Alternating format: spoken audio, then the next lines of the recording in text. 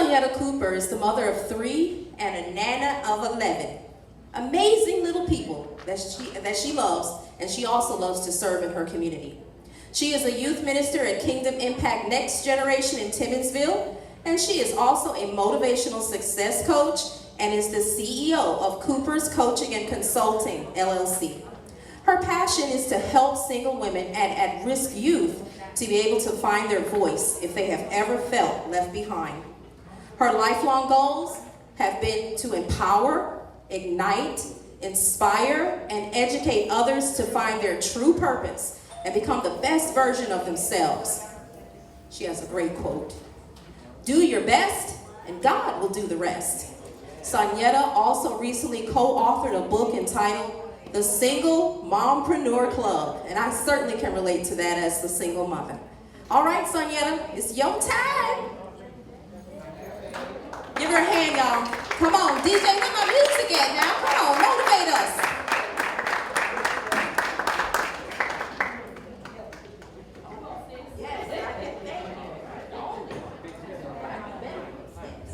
Get some steps up here. My legs ain't as long as Mayor Irvin's.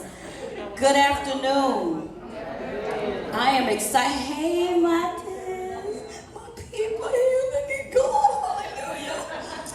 Good afternoon, everyone. I am so excited to be able to be here with you all. I am Sonyetta Cooper, known to many as Sonya, known to many as Nana, I have 3 children, but known to many as Mama, because my 3 children have had lots of friends throughout the years that I ended up adopting because I was that mom that kids loved coming to my house because they were able to talk to me about things that they couldn't talk to their parents about.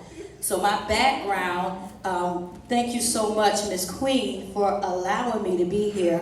I like to give it up for Buddha, who is my brother. We grew up together long time ago.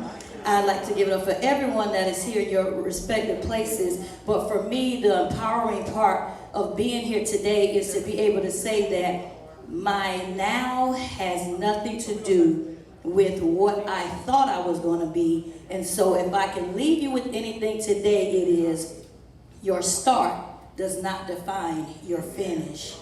So yes, I am the CEO of Cooper's Coaching and Consulting, LLC. And what is that? I am a motivational empowerment success coach. What does that mean? I love empowering women and youth. I love talking to single women. I love talking to young people. I am a youth minister. Why? Because our youth are the ones that are most misunderstood. How do I know that? Because I raised 3 and they grown now. And guess what? I didn't understand them. Sometimes I didn't even like them. And I said, you know, out of 3 children, I have 11 grandchildren. So God loved me so much that he gave me 11 more chances to get it right. 11 more chances to get it right. And then when I tell people that, they're like, well, how do you do it? And I say, I don't. They don't live with me. I like to brag on them because everybody's grown and gone. Why are they? Because I motivated them to get up, move, make something happen. When my children graduated from high school, they were on the 1830 plan. You 18 years old, you got 30 days to figure out what you're going to do. You're not getting ready to stay here eating up my groceries. You're not getting ready to be living up off of me. I'm not getting ready to be taking care of you because you're grown. You're 18 now. I don't even have to sign you into school if you ain't graduated yet. Ma, I got to go back to school. Bye. Go sign yourself in. I motivated them to understand and know that there is more to life than just sitting around and not allowing yourself to be all that you can be. Now, the road was not easy. I did not become a life coach overnight. How do you become a life coach? I've been one all my life. I've been motivating people all my life. I've been talking to people all my life. Every time a young woman needed somebody to talk to, they would come to me. Every time an old woman needed somebody to talk to, they would come to me. I didn't know what it was that was coming out of me, but it was God. It was God using my past to be able to help a sister out. And so I have a workshop that I call, Can You Help a Sister Out? Because I believe in that. I believe in we need each other to survive. Women, we are so much more stronger together than we are apart. But we'll never be able to figure that out if we're consistently pulling against each other. It's not about what you have and what you don't have, what you wear and what you don't wear, how much money you got in the bank. None of that matters. What matters is there are people who are coming behind us. All of us have a purpose in life. Every last one of us, there are people that are assigned to you. And when you refuse to get to where you're supposed to be, you're holding up other people's destiny. Yeah. So that's what motivates me to get to where I need to be. Now, how did I get here? Well, let me tell you the story of a young mother with 3 children used to show up to the Department of Social Services with a briefcase with nothing in it and a church suit on. And she would walk in and she would go see her caseworker for her food stamps and her welfare check. And her caseworker would tell her, you look like you're supposed to be working here. You don't look like you should be coming here for services. You know what she told him? Because I'm dressing for the job that I want, not for the job that I don't have. So one day there was a program that came through the Florence, South Carolina. It was called the Welfare to Work program. How many of y'all remember that program? That young lady decided to take the chance. As you said, you got to take the chance. Mayor Irvin said, don't say you can't unless you take a chance. She took the chance and she became the first graduate and the first recipient of the Walker E. Solomon Welfare to Work program. She graduated from that program. Now she was able to get off of the system and work for the system. So then she was able to sit behind the desk and see girls coming in the office that looked just like her, who needed somebody to stand up for them. Because they didn't know how to ask for what they wanted. Their hair was held down low because they didn't know how to walk like the queen that they already were. Regardless of what your bank account says, you are already a queen. You were born into this world a queen.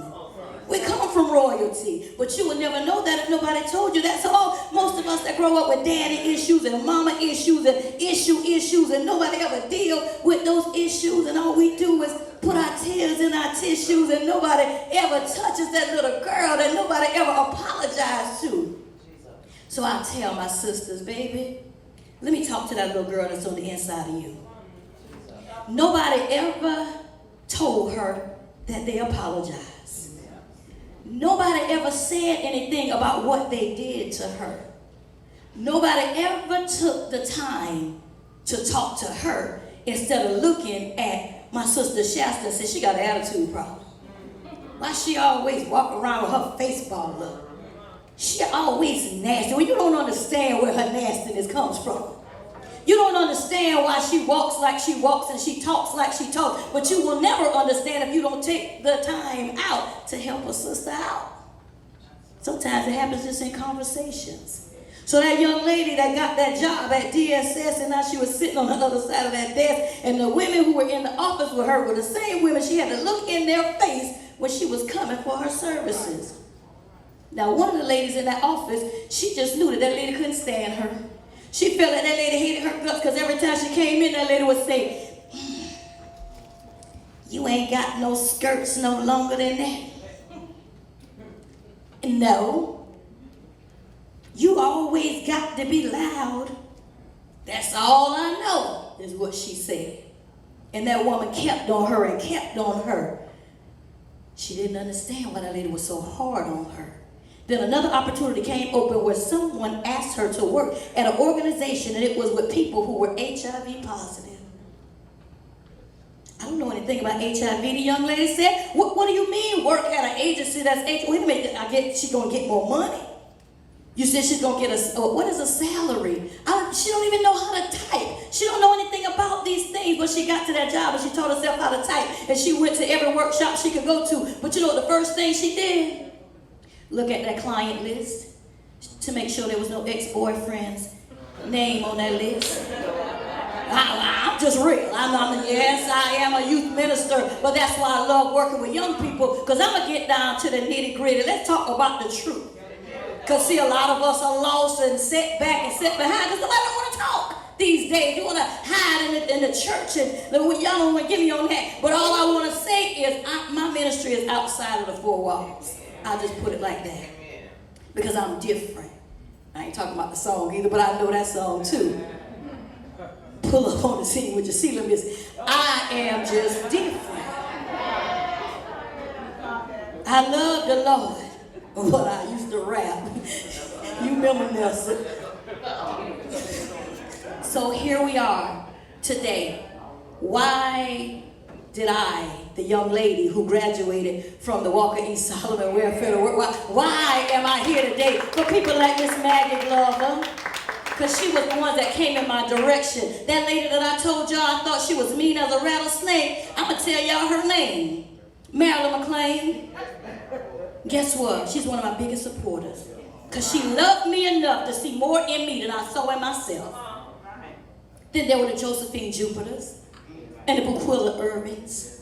And the women that came in my path, my Aunt Pastor Virginia Singleton, the women that came in my path along the way, that grabbed me by my hand and showed me a different way to act, react, how to sit, how to stand, how to speak, how to be quiet, because y'all, we gotta learn when to be quiet.